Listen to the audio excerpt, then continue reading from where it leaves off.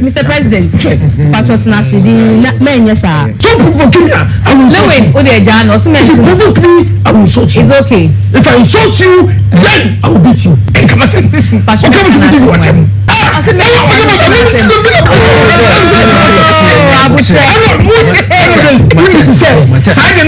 yes.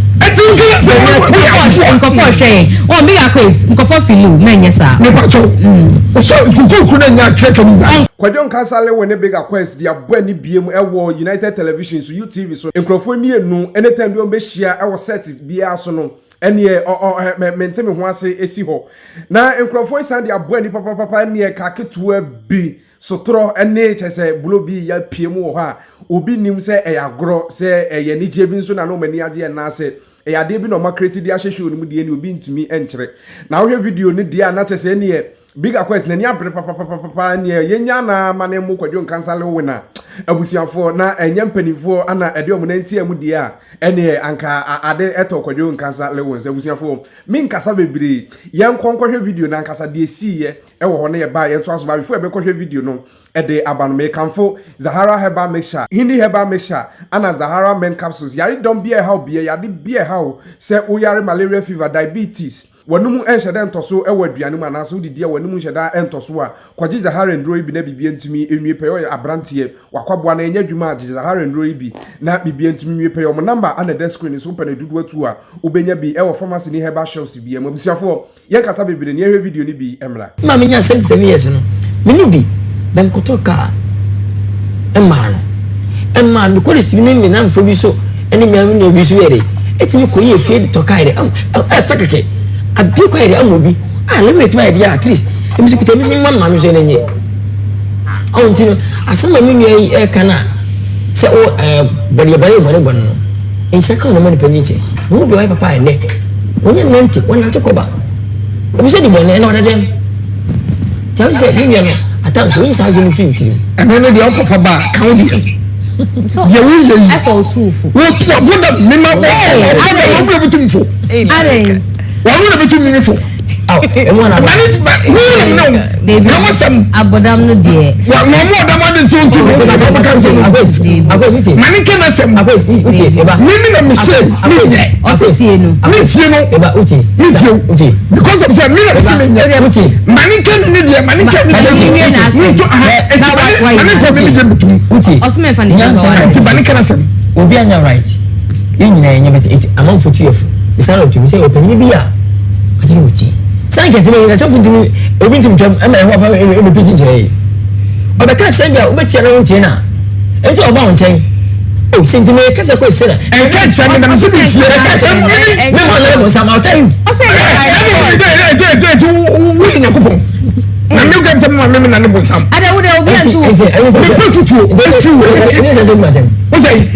because of say and from me must me kan wasem kan wo de na so kan me de say ya temi your life so kan ko sasem wa chiem amun se do kan enye ni jai yes sir wa so me no kan for kan de simple we say empanufo omodi ka nyina no nya ko me na be empanufo na me ni kan wo de kasa tiri asem no kan simple anu na won tiri kan wo de na so de na so agasi e to me for say ye nyini emi atema on kasa emi matema ma kasa at least emi emi si kawo de o me so what kawo de so kan mi de jema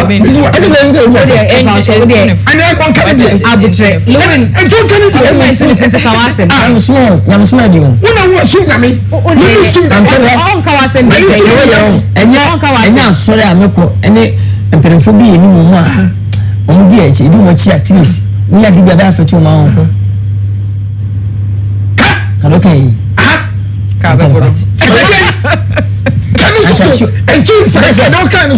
nyamsom ene software edina tinin penofo a omonya fi omonyina we boni bia na kasa fu bia ba afete da we ja we nya na kota tv si jate man then no am so bon sam se wa so bon sam ya kati ha ba shi ha ba na shi o ye juwa na ba shi no o se ni power abu you na be she no we go for that's what man ka was one ka was everything asimo ka won kani die we go for channel dia so ka so wa kani die wi wa kani die na so ka na ni ma se what's a new face button ene so so new face so ka so na temu die a tree sign me pouch me ni bi da se ma tu so ko na ma no never ever me say jina to mo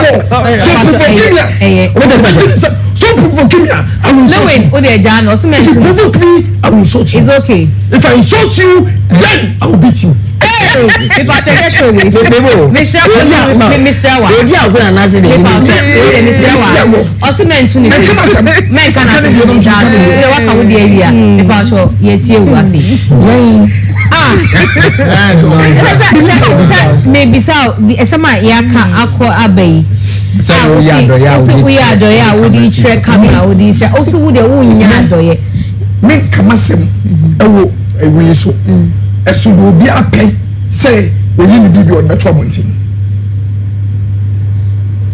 mpanimfo o ma ye bibi ade beto abontin a enyi o manu o mu edo so se o mu a mo de bibi beto abontin a o mu ani ɛne atendidie ɛna amane o sɛ o kasa man kasa o be so so won kasa o nya na se mpedi ni na temu o be kasa bi bai so ba ma se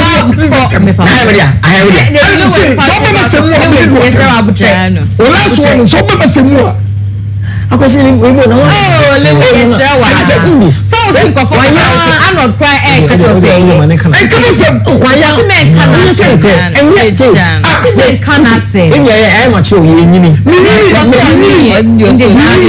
da so ria en kama se bi watem o de ye mpacho ni na tem to aso ana kan se ma ne kama se on ka wasem se ku na se ya you can do it what we na everything in cafe ase me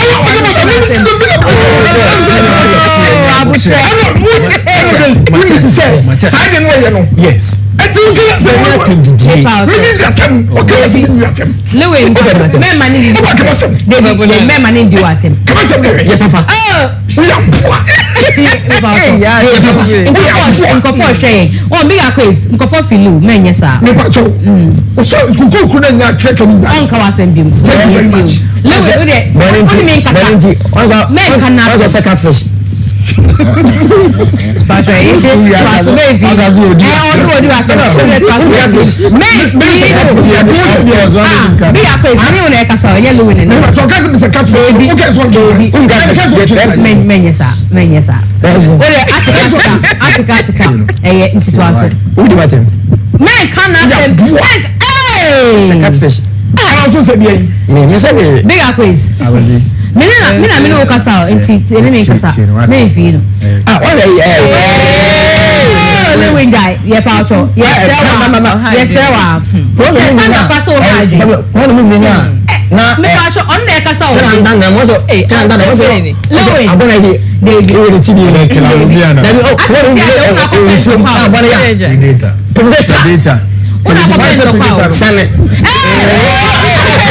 yes wa de bi Big Akwes yes wa and the just a moon is I didn't say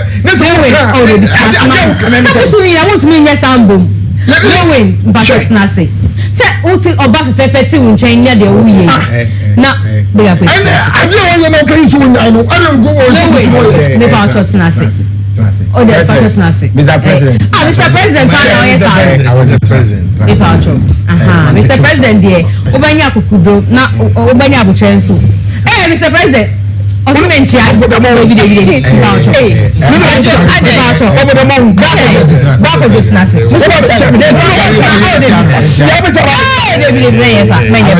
Mr.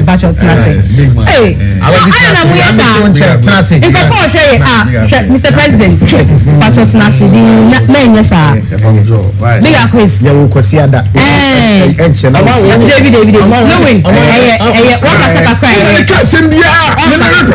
Onkasa do. Mr. President, who did it? You did this why in Kasa. Me pacho. Oh, did you? Kasa. Let me tell you what I say. David. And you can say Kasa. Yet you. Let me tell you what I say.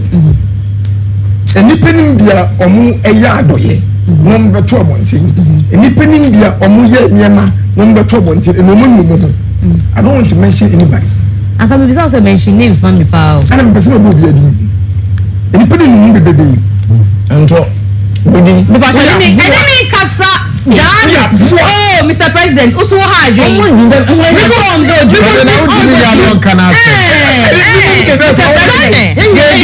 Mr. President.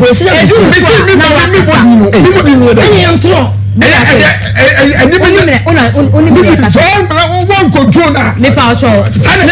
OBS power show. Men yes sir. So be say show no yes wa. Big Akwes you. The me can say. Obi bia oye efiri akomam eye nyema de chobonte. Na ona. Ene bebe na omu. It to me Big Akwes. Me nya de emfa me chobonte. So me kai obi bia on. So me sport. Abe sport where you? Me fino. Enemy kasa. Me fino. Abe sport where you? Enemy kasa. Hey! Also won fino aferi u koninche. Enemy kasa. Me fino. Unim. Ofanye bi wo. Oko offense wa. But to provisions in there. And the command. The 3 days time. No nyema mtutu ko munyano. No mako provision store. Akwa ko kache na sane ma no. So okabo mu no mutu a ombema ne sem. Omakoto amom. Orphanage no. Since then, ana me Big Akwes say 24 November 2015 na say sane ma ni bi. Na we dey hu ye. Ye dey no hu ye. Ojibisa. Coke crate. Metoko crate 3. Ana me kache ni pa so onfa coke crate no. Enfa mame. Na maba be tua bottles nka. Ade amawom. Ana say bi yira. Metua me see you. Ye kwe party e de mawom no. E ka coke 1 crate. Ana me chembe bia me koton eho. So hu yo mo fato anko. Enye mani provision store de wumi no. Ono de ko enti no nipa na koton coke no. Nipa na e fi me bizam say coke no crate na amu. Na me ko ma ko guru so enye mani wo de ko e. Ene me ni gua no. Nipa na koton yi. Ana me se me saje mi e bi hwan enemy kasa me fino. De to sumie enkrofo mu be ya adoye ebi mo bia mu esi mu fie mu betu da bi mu to ka mu betu da na nu de no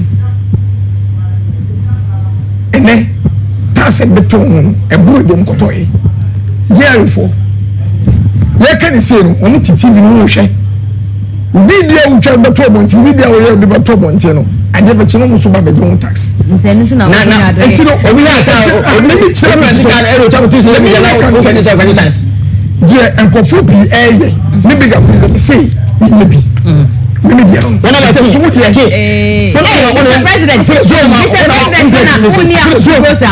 una butresa I say over kinche Mr. President over country Osimen kana asem ye shia za bushia e be kan wasem na obuse mi no bushia ni ndio mi ya no mi bushia I hate you me hate you strong way want me nkasa me catch me is very strong me pa cho hate me chi e bia hate you strong way or your hatred I hate you as a me wasem mu wiase awusafo kwiadonko kan brofo nyano no nkrofo mienu die oboa sondue ni omontem korakora na kuma wudu die nsem wom enti no yede yani be kwaso adi nsem na chide be piem bia ba na yebehwe na yede ho ama de bone eho ensem ede abrento ba no subscribe no share na busua na koso akọ nanim ye from dan kwase prince nyame eya domada senne yebesan ede ahia mu me na me de amanebo yi ede brent bomodi aso be subscribe be mia subscribe button no share video no na comment be bia wo hwe yin free na bibia ntimi nwepe yo makraw